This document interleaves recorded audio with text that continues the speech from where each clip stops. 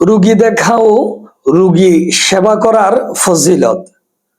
কখনো কি আপনি ভেবে দেখেছেন কেউ অসুস্থ হলে তাকে একটিবার দেখে আসা বা তার খোঁজ নেওয়া কত বড় সওয়াবের কাজ?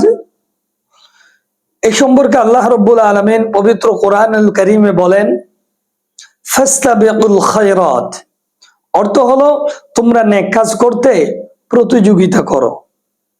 অর্থাৎ দুনিয়ার জমিনে যেই সমস্ত ভালো কাজগুলো আছে এই সমস্ত কাজগুলো তোমরা করার জন্য প্রতিযোগিতা করো, কার চেয়ে কে বেশি করতে পারে। সূরা আল বাকারা 148 নম্বর আয়াত।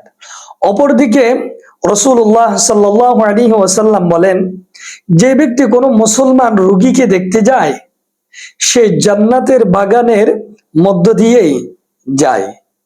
হাদিসটি বর্ণিত হয়েছে মুসলিম শরীফে।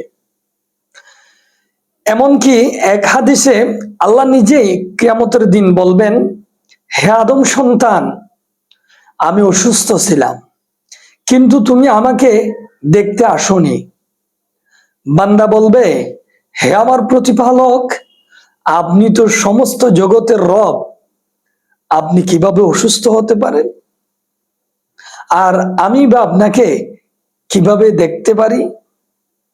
তখন আল্লাহ রাব্বুল আলামিন মায়াবী কণ্ঠে বলবেন, হে আমার বান্দা, তুমি কি জানো না তোমার পরিচিত তোমার পাশে অমুক বান্দা অসুস্থ ছিল, যদি তুমি আমার সেই বান্দাকে দেখতে যেতে, সেই বান্দার সেবা করতে, সেই বান্দাকে সাহায্য করতে, তুমি অবশ্যই আমাকে আমার সেই বান্দার কাছে পেয়ে যেতে। সুবহানাল্লাহ। হাদিসটি মুসলিম শরীফে বর্ণিত হয়েছে।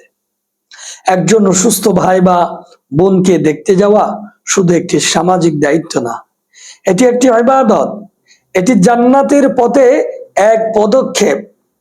আর রোগীকে সান্ত্বনা দেওয়া মানে হলো তার মনোবল বৃদ্ধি করা, তার কষ্ট ভাগ করে নেওয়া।